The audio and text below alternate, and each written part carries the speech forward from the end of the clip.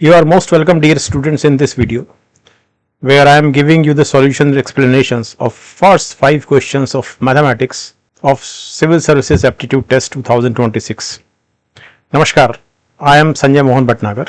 So let us start with the question number 1, and this is such a simple question. So let's begin. It is given that x and y are two positive numbers such that x is less than y is less than 2 and x is greater than 1 by 3. I mean, this is on number line. This is given. पूछा गया है which of the following statements is are always correct. शब्द always पे ध्यान रखिएगा. अब पहला statement देखते हैं. x plus 1 upon x is less than y plus 1 upon y. मैं इसको दो तरह से करता हूं. एक तो मैं x और y की कुछ वैल्यू लेकर मैं इसको इनकरेक्ट प्रूव कर देता हूं. और अब अगर आपकी कैलकुलस की थोड़ी सी भी बैकग्राउंड है, then for some z equal to t plus 1 upon t is always decreasing in the interval 0 to 1 and always increasing in the interval t greater than or equal to 1. Simple. तो इसका सीधा सा अर्थ यह है कि number line पर 1 से छोटी संख्याओं के लिए इन दोनों फंक्शंस यानी कि x प्लस 1 अपॉन x और y प्लस 1 अपॉन y का बिहेवियर डिफरेंट होगा उन वैल्यूज के लिए x और y की जो 1 से बड़ी है. सिंपल. इसका मतलब हम हमेशा इस गिवन इंटरवल में, गिवन इंटरवल हमारा 1/3 से 2 तक है, इस गिवन इंटरवल में हम कभी भी नहीं कह सकते कि x plus 1 upon x is always less than y plus 1 upon y. Simple. अब इसी स्टेटमेंट को x और y की दो वैल्यू पर परखते हैं.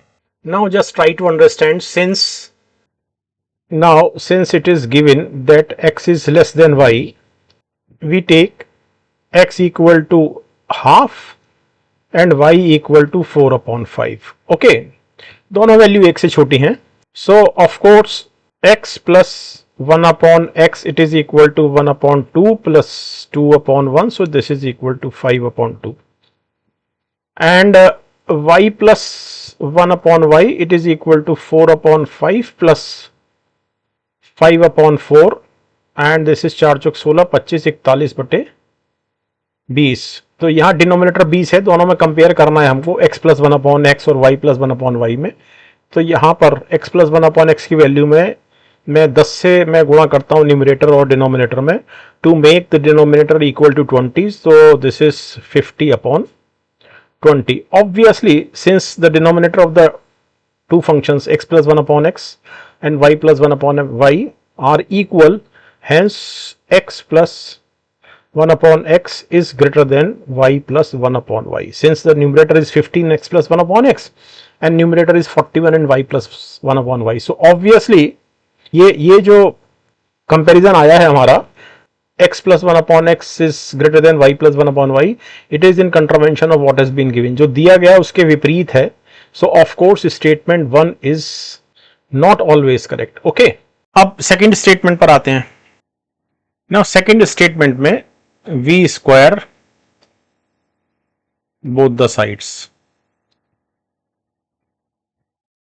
So it is 1 plus y square upon y square and less than 1 plus x square upon x square. I could do it because here, because of this, both sides are positive. Correct. ऊपर मैंने आपको number line दिखाई थी, 1/3 से बड़ा है और 2 से छोटा है x और y की वैल्यूज. इसका मतलब ये हुआ. अब हम यहां फिर से आते हैं. So this is 1 upon y square plus 1 is less than 1 upon x square plus 1 cancel हो गया.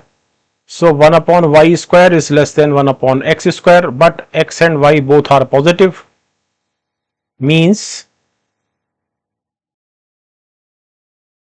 तो ये वाला जो इन इक्वेशन है, ये हो जाएगा x square less than y square. Since x and y both are positive, so x is less than y, but this is already given. Hence, this statement is true. Sorry, this statement is true. So only second statement is true. So option B is the answer. Okay. Now just try to understand this question. What is the minimum number of times one needs to measure to get 298 liters of water from a tank? इस tank में 298 litre लेना है इस tank से. Okay. यदि हमारे पास measuring cylinder या तो 1 लीटर के हैं या 6 लीटर्स के हैं या 25 लीटर्स के हैं या 100 लीटर्स के हैं, तो यानी कितने minimum number of use of these cylinders कितना होगा, या इन कंटेनर्स का न्यूनतम इस्तेमाल करने की संख्या कितनी होगी. अब चूंकि अभी answer civil services aptitude test के यूपीएससी ने दिए नहीं है, तो मैं इसको दो तरह से कर देता हूं, मतलब उसमें दोनों में अलग अलग आंसर आएंगे. तो एक तरीका तो ये हो गया कि इस टैंक से हम 100 लीटर के कंटेनर का या सिलेंडर का इस्तेमाल 3 बार करें, 300 लीटर पानी बाहर खींच लें, और इस 300 लीटर पानी में से हम 1 लीटर वाले सिलेंडर का इस्तेमाल करते हुए 2 बार 2 लीटर वापस डाल दें. सो 300 माइनस 2 इक्वल टू 298, अर्थात इससे पानी हम जिस सिलेंडर में ले रहे हैं उसमें 298 रह जाएगा. करेक्ट. लेकिन चूंकि यूपीएससी ने आंसर्स अभी दिए नहीं हैं, इस क्वेश्चन को एक और तरह से करते हैं. क्वेश्चन ये कह रहा है कि सपोज आपके पास 1 लीटर के ए नंबर ऑफ सिलेंडर्स हैं, बी 6 लीटर्स के बी नंबर ऑफ सिलेंडर्स हैं, तो 6 लीटर्स हो गया. सी नंबर ऑफ सिलेंडर्स हैं 25 लीटर के, और 100 लीटर के डी नंबर ऑफ सिलेंडर हैं. तो ये आपके पास आना चाहिए 298. करेक्ट. ऑब्वियसली डी बराबर 0 इज पॉसिबल, डी बराबर 1 इज पॉसिबल, एंड डी बराबर 2 इज पॉसिबल. इसके अलावा तो पॉसिबल नहीं है. तो he is saying minimum number of times one need to measure to get 298 litres.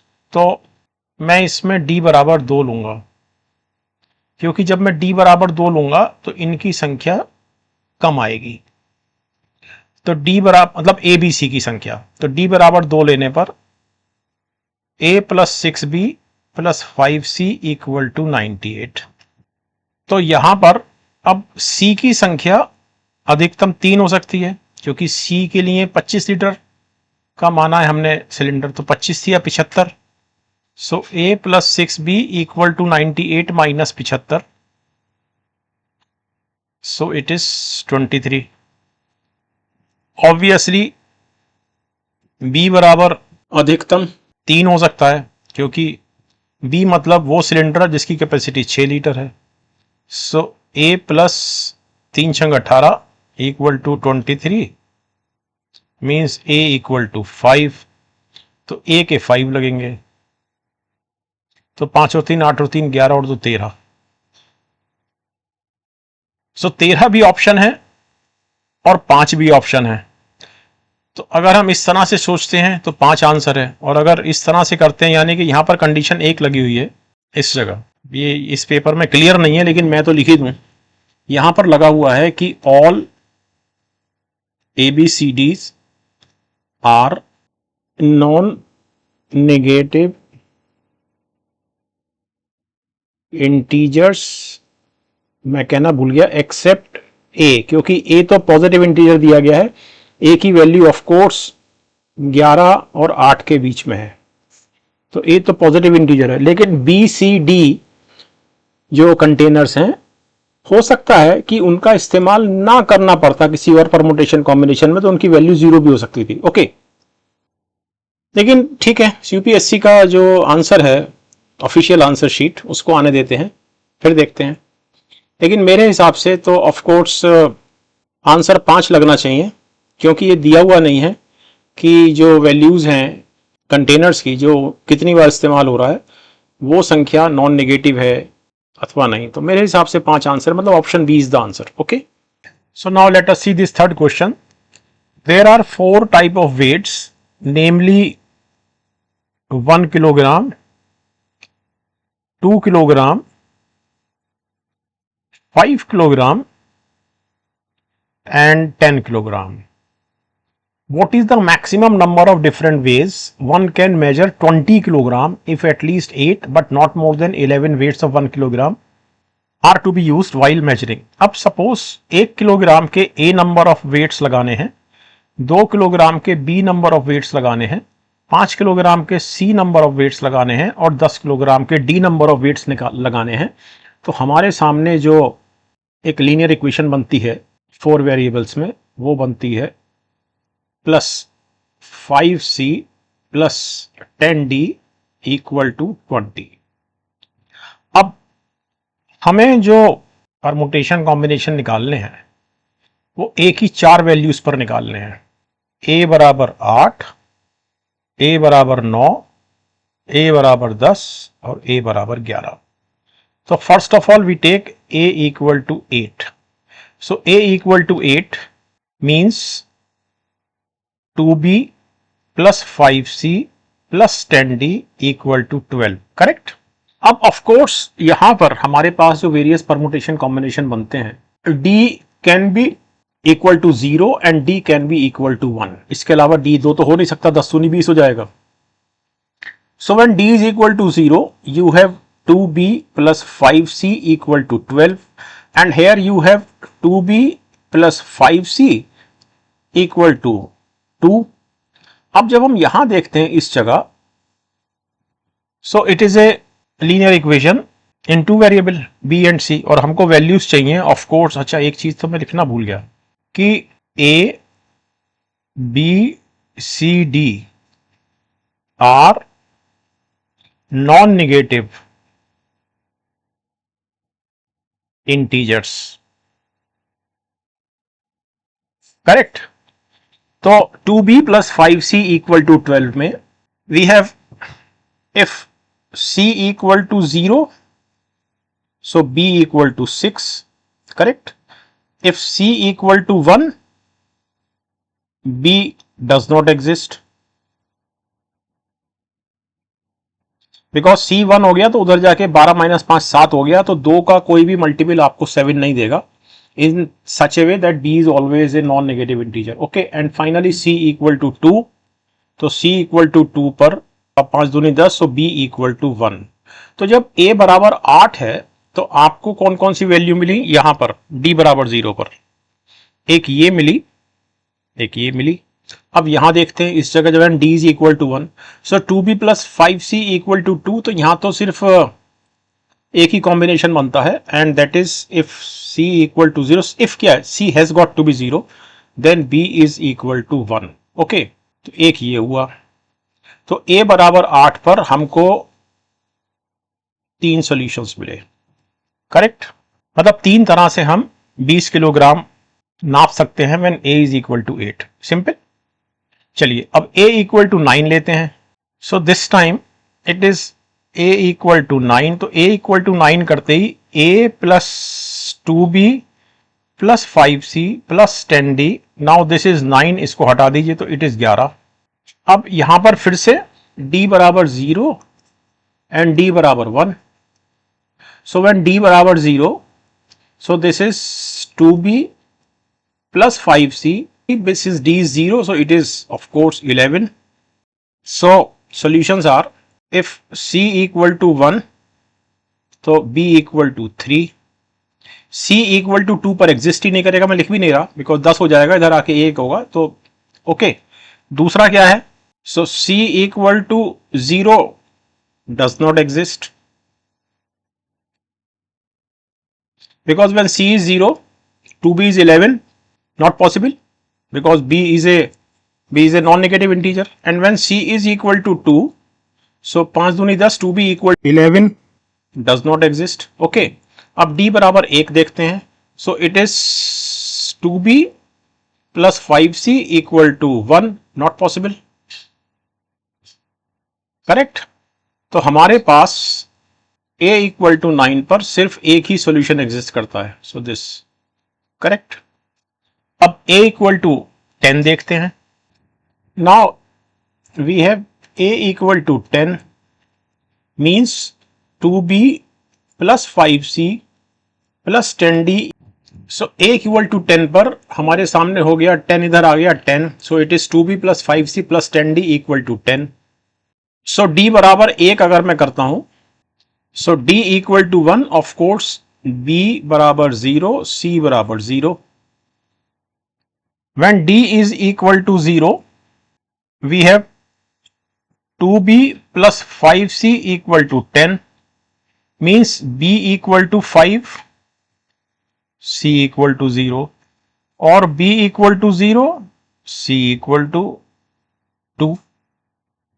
तो a इक्वल टू 10 पर हमको 3 सॉल्यूशन मिले, 1 और 2, तो एक सॉल्यूशन ये मिला, 2 सॉल्यूशन ये मिले जो d बराबर 0 पर मिले, ये 2 सॉल्यूशन, तो 3 सॉल्यूशन यहां मिले। अब फाइनली a इक्वल टू 11 देखते हैं। So when a is equal to 11 we have 2b plus 5c plus 10d equal to 9। Of course d equal to 0 and 2b plus 5c equal to 9, so b equal to 2 and c equal to 1। इसके अलावा तो solution ही नहीं है, क्योंकि c बराबर अगर मैं 0 लेता हूं तो 2b equal to 9 not possible. तो a इक्वल टू 11 पर हमको एक ही सोल्यूशन मिला, ये वाला। तो टोटल सोल्यूशन हमको कितने मिले, 1 और 3 4 और 1 5 और 3 8। So option B is the answer. Okay, next question लेते हैं। So let us see this fourth question. ये क्वेश्चन थोड़ा ट्रिकी है, टफ नहीं है लेकिन ट्रिकी है, और इसमें निश्चित रूप से बिटवीन द लाइंस पढ़ने की बहुत आवश्यकता है। मतलब इस क्वेश्चन को सॉल्व करना आपके लिए एक सेपरेट ट्रेनिंग है, एक प्रशिक्षण है कि क्वेश्चंस CSAT में टफ तो नहीं है लेकिन वो आपको सोचने पर बहुत मजबूर करते हैं। तो शुरू करते हैं इस क्वेश्चन को और देखते हैं कि इस क्वेश्चन में ऐसी क्या विशेष चीज है जो ज्यादातर स्टूडेंट्स को, ज्यादातर कैंडिडेट्स को गलती करने पर मजबूर कर सकती है यदि आपने बिटवीन द लाइन ढंग से नहीं पढ़ा तो। So let's begin. So the question is, a cut on a solid object divides the object into two parts where the new surfaces thus produced are plane। तो एक सॉलिड ऑब्जेक्ट है, एक ठोस वस्तु है, उस पर एक कट लगाने से ऐसा ऑब्जेक्ट दो हिस्सों में, दो भाग में बट जाता है, और जो दो नए हिस्से बनते हैं उनके जो सरफेसेस हैं वो प्लेन हैं, वो समतल हैं। ऑन दी अदर हैंड, दूसरी ओर, one single cut can be use to cut more than one object at a time. एक सिंगल कट से एक ऑब्जेक्ट को एक समय में एक से ज्यादा ऑब्जेक्ट्स में काटा जा सकता है, सिंगल ऑब्जेक्ट को। In an experiment the total number of pieces produced by applying n cuts is denoted by xn। यानी कि अगर ऐसे सॉलिड पर n कट्स लगाए गए तो number of pieces is equal to xn। अब इसके बाद की 2-3 लाइनें इंपॉर्टेंट हैं। पहली चीज तो ये है, the experiment is performed on A solid cube where pieces remain unmoved after each cut. यानी अब हमें सॉलिड ऑब्जेक्ट को डिफाइन कर दिया गया कि दिस इज ए क्यूब, एक चीज। और दूसरी चीज ये कह दी गई कि कट लगने के पश्चात भी जो हिस्से हैं उनको हटाया नहीं जाता, यथा स्थान वो वहीं रहते हैं। एक पॉइंट। दूसरा पॉइंट क्या कहा गया, in this experiment if after the third cut, तीसरे कट के बाद, द पीसेज आर आइडेंटिकल, यानी कि तीसरे कट के बाद पीसेज आइडेंटिकल हैं। तो अगर हम क्यूब के तीन जगह से काट दें, क्यूब के लिए आप एक काम करें, आप बटर क्यूब को सोचें और आपके हाथ में एक चाकू या नाइफ है, ऑब्वियसली इसको हम एक ऐसे प्लेन के रूप में सोच सकते हैं जिससे हम काट रहे हैं, करेक्ट। आपने पहले इसको ऐसे चलाया, एक कट, दूसरा कट, और एक यहां से चलाया इधर से, तीसरा कट। आपके पास कुल मिलाकर 2 इंटू 2 इंटू 2, क्योंकि हर बार 2 बन रहे हैं, तो आपके पास 8 आइडेंटिकल पीसेज आ गए आपके पास। Simple means when n equal to 3, so this is x3 equal to 8. Okay, then which of the following is not a possible value for x4? x4 का मतलब क्या हुआ? क्वेश्चन है कि x4 के लिए निम्न में से, यानी कि ऑप्शन में से कौन सी एक संभावित वैल्यू नहीं है, संभावित मान नहीं है। लेकिन x4 का मतलब क्या हुआ? 4 cuts, correct, because n cuts means xn, correct.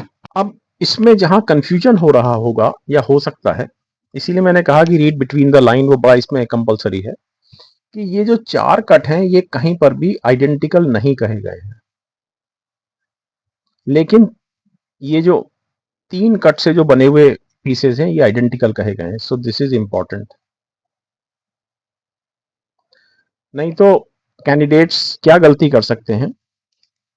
वो गलती ये कर सकते हैं, अगर 2 की घात 3 इक्वल टू 8, मतलब 3 कट लगाने पर 8 पीसेस बन रहे हैं, तो 4 कट लगाने पर 16 पीसेस बनेंगे, और 16 ऑप्शन भी है, करेक्ट। तो 2 चीजें यहां समझने की हैं।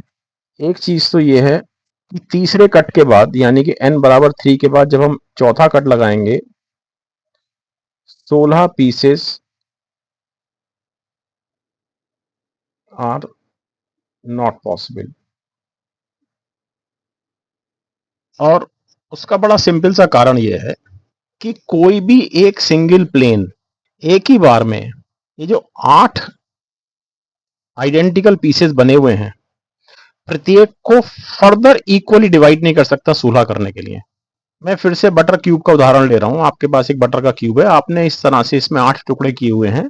आप चाकू को कैसे ही चला लें, एक बार में चलाने पर आप उन 8 टुकड़ों को के 16 टुकड़ों में नहीं काट सकते। सो 16 तो आउट ऑफ क्वेश्चन है। तो 16 is the answer, immediately answer.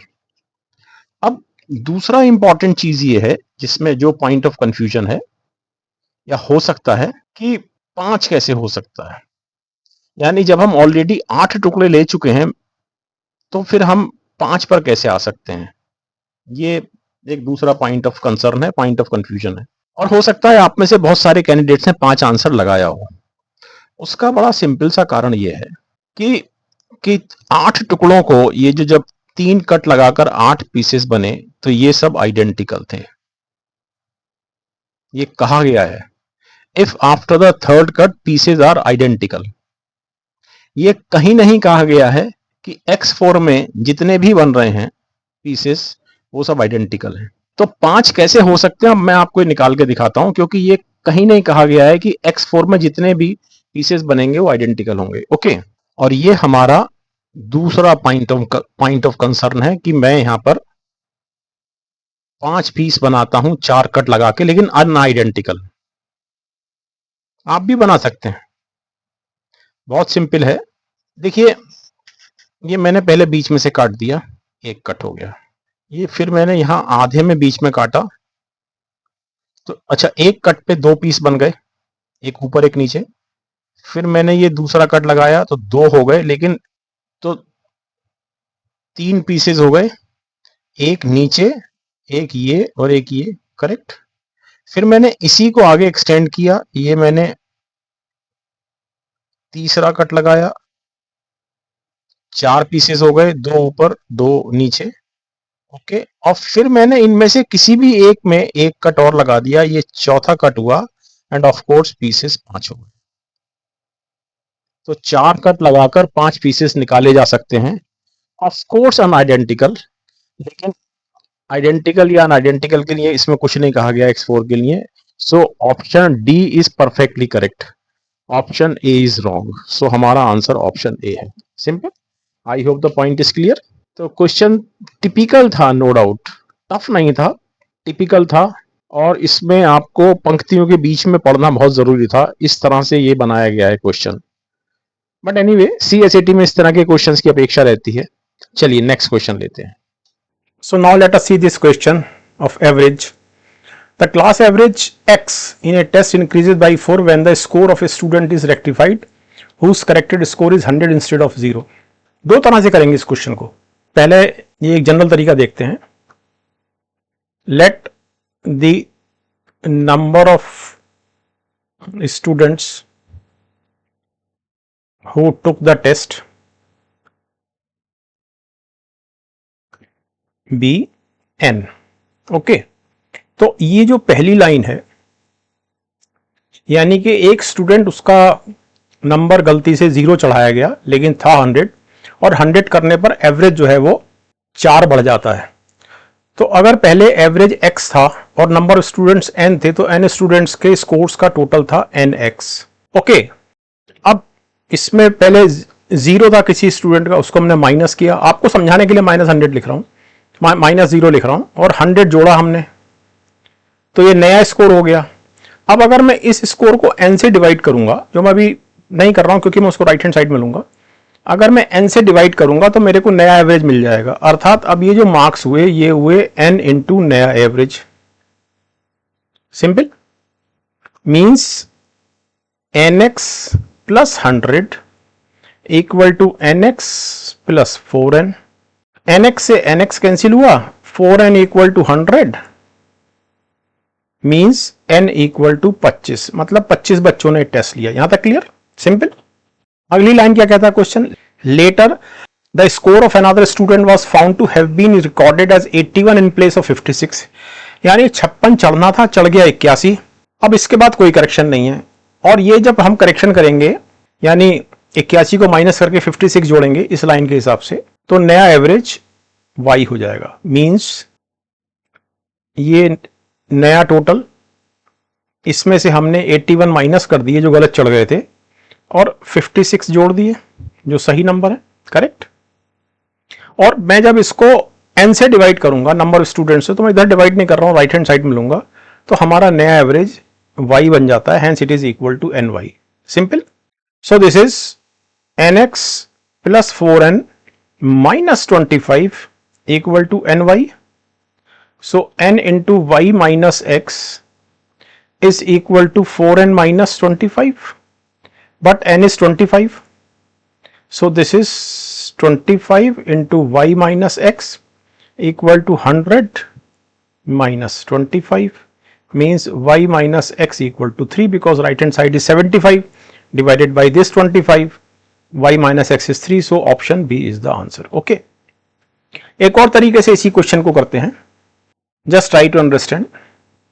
क्योंकि ये दिया हुआ है कि 100 नंबर बढ़ने पर एवरेज 4 बढ़ गया, तो अगर नंबर ऑफ स्टूडेंट्स n है तो 100 upon n equal to 4 means n equal to 25. बच्चे 25 हो गए. ठीक.